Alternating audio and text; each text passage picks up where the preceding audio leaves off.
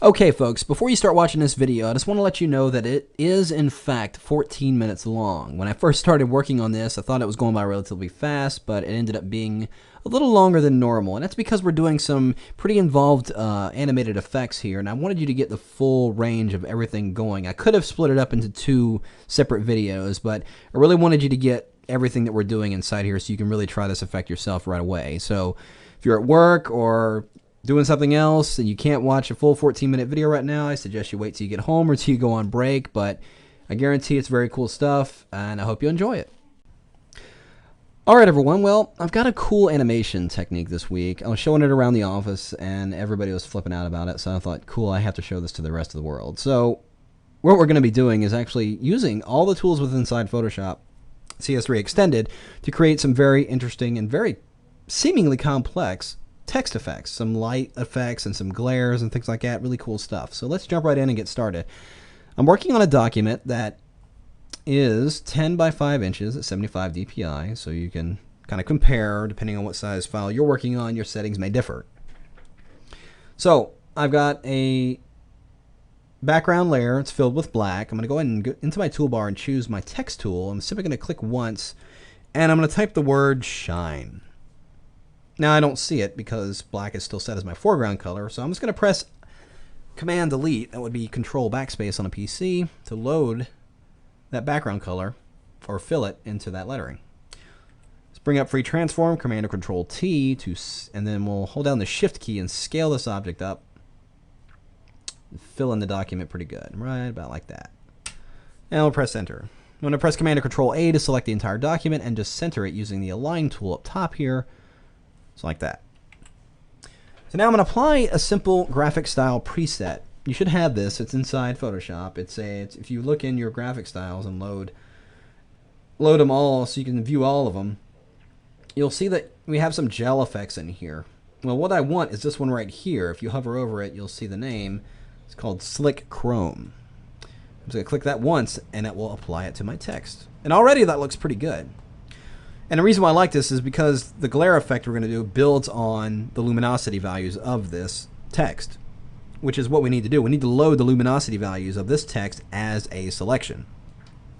And you do that one of two ways. You can hold down the Option and the Command key, that would be the Alt Control key, and press the little tilde wavy line key next to the number 1 on your keyboard. And you can also go to the Channels panel and simply Control or Command or Control click directly on the RGB composite channel. And you can see it's the same keyboard shortcut right here. But I'm just going to Command click right directly on that, and there we have it. It's loaded the luminosity as a selection. So back in my layers panel, I'm going to create a new layer, new blank layer, and with that selection still active, I'm going to go ahead and create a layer mask. And it will mask or create the mask based on that selection. If I Option click, well actually if I turn off the text, here's what I'm seeing in my layers. But if I Option click directly on that layer mask, that's what my layer mask looks like. Looks exactly like the text, which is fine. So working on that blank layer, I'm going to first unlink the layer to the layer mask. Simply click on this chain icon and it will go away. So now I can move objects independently inside the layer without moving the layer mask. And we're going to go into our toolbar, select the gradient tool. I'm going to flip these colors so white is in the foreground. And let's change a few things in our options up here. We want to make sure that we're using the foreground to transparent gradient, which is the second one right here. And right now it's going from white to transparent, which is perfect. It's exactly what we want. We're going to use the second gradient type right here, which is the radial gradient. I'm going to leave the mode to normal, everything else. Inside my document, making sure we're on that blank layer, I'm just going to hold down my Shift key and drag out a little bit from the center of the document. And there we have that. So what we're seeing is that gradient, that radial gradient through the layer mask that's made up of that text. If I turn off the layer mask, hold down the Shift key and click on it and turn it off, there's that shape. But it's only being shown through that layer mask. And because I unlinked it, if I select the layer, grab that object and move it around, it's giving me a really interesting effect there. Just revealing my text where the shape is. So I'm going to turn on that original text layer, and if I move that object around a little bit more, you can see it gives me a subtle hint of light passing over it. we need to intensify it a little bit more. I'm actually going to double click on that layer and activate an outer glow. You can already see it's getting a little bit more intense. We got to get rid of that ridiculous default yellow. Make it regular white. Let's increase the opacity all the way up to 100 and make the size 10. And you can see the difference it's made already. Or preview on and off. There we go. So I'll hit OK. And if I grab that object again and move it around, now that glaring light is much more pronounced. So now we need to animate it. Well, I'm going to position it off to the left here just so it's right out of view. Right about there. I'm going to go down into my animation timeline, which is available under the window menu right here, animation. Twirl down the properties of that particular layer, which is layer 1, where that gradient resides. And with my playhead at the very beginning, at the 0 mark here, I'm just going to click the keyframe icon for the position right there. And it will drop a keyframe right there. I'm going to move my playhead to about the 5-second mark. And then up in my document, I'm just going to hold down the shift key and just drag that object across my document, just like I'm moving any other object. But here's the difference. When I'm done and move it over, right out of view off to the right here, it automatically drops a keyframe in there. It's telling me that you were over here in one position, but now you're at this point in the time, I want it to be in another position. So I take that playhead back and just scrub through here. There that object is traveling across my document. It's much more smoother, nicer animation. Well, here's what we need to do. We need to add a little glint of like a highlight here in a couple of places just so it has a little bit more realism to it. So I'm thinking right about there, and then also maybe right about here on the end. So we're going to create a new document to do this. So let's go into the File menu, go to New, and I want to make it a perfectly square document. 5 by 5 inches at 75 is fine. Let's go ahead and hit OK. So now I have a square file. I'm going to go ahead and fill the background with black. And since background is black is my background color, I'm just going to press Command Delete. That would be Control Backspace. Now let's create a new blank layer. And I'm going to hold down the Control or right click directly in the empty area of this layer to bring up this menu, and we're going to go to Convert to Smart Object. Now, I'm going to double click on the Smart Object icon to go into it so I can edit that Smart Object separately. So double click on the icon, opens it up as a separate file. And we're going to go into the Image menu and this time go to Canvas Size. And we're going to double the width of this document. So I'm going to change the width from 5 to 10. And we'll hit OK. So now we have a wider document. I'm going to go ahead and fill this layer with black. Again, it's a background color. I'm going to press Command or Control Delete. Then I'm going to create a new blank layer on top of that. Let's get our rectangular marquee tool from the toolbar. And I'm just going to draw one very narrow selection just a little ways down the document here. It's like that. So let's get that gradient tool, which should still be set to the white to transparent as we used before.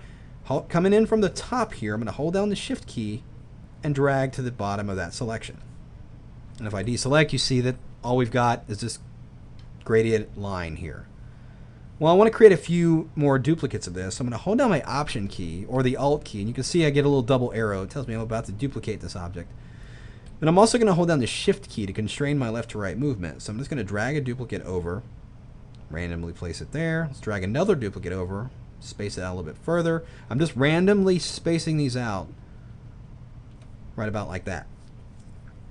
So I've got about 5 lines there. Well, I want them all to be on their own layer, and you can see over here in the Layers panel, it's dropped them all on separate layers. So with that top layer selected, I'm going to hold down the Shift key, select that bottommost layer, and I press Command or Control E, and that will merge all those layers to their own layer. So let's animate these. I'm actually going to grab this and hold down the Shift key and move it to the left until it snaps to the edge. Boom, just like that. And let's lock a keyframe. Let's twirl down and reveal our properties. For this particular layer, I'm going to keyframe that position. Then I'm going to go to the 2-second mark on this one. And I'm simply going to go up into the document and drag it across till it snaps to the right side. Boom, just like that. It drops a new keyframe in. And now that's simple. It's a simple movement from left to right. I'm going to turn off that background layer. I only needed that for visibility's sake, so I no longer need it at the moment. And let's just close the document. And let's save. Save the smart object. It'll bring it back into this document. Now I'm going to zoom this out. If I bring up free Command or Control T to bring up the free transform, you can see the smart object is still that 10 inches wide, but we're inside the 5x5 document we originally created. But here's what I'm going to do. I'm just going to grab the ends here and just scale this in a little bit. That will do two things. It will bring all that information of that layer into the visible area for when I apply a filter. Because when you apply a filter to a smart object, it only affects the visible area. It doesn't do anything to things outside the visible document. It also made those lines a little bit thinner. So now that that's all done, let's apply our filter. I'm going to go under Filter and this time go to Distort Polar Coordinates. And we're going to go to Rectangular to Polar. I'm going to hit OK. So now we get those objects going around the center. And if I move my timeline, now it looks like they're appearing to rotate around that shape. That's pretty cool. So let's enhance this a little bit more. I'm going to create a new layer. Again, with the gradient tool, going from white to transparent. But this time we're going to change the blend mode of the tool to dissolve and the opacity to 50. And using that gradient, I'm going to draw it from the center, hold down the Shift key, just drag about halfway up. Drops a lot of scatter pixels in there. I'm going to go into the filter menu and choose blur, radial blur, set the amount to 100, blur method to zoom, everything's going into the center, hit OK, and applies that. I'm going to press Command or Control F to reapply that a couple times. Then let's scale this object down a little bit and bring it free transform, hold down Shift Alt, that would be Shift Option, and scale it toward the center.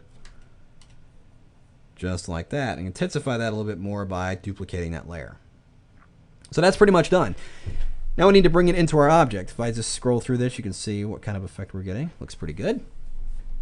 So if I bring this into my document, my working document here as it is, it's going to reapply or redistribute this filter based on the new dimensions, and I don't want it to do that. I want it to stay in a square area like this.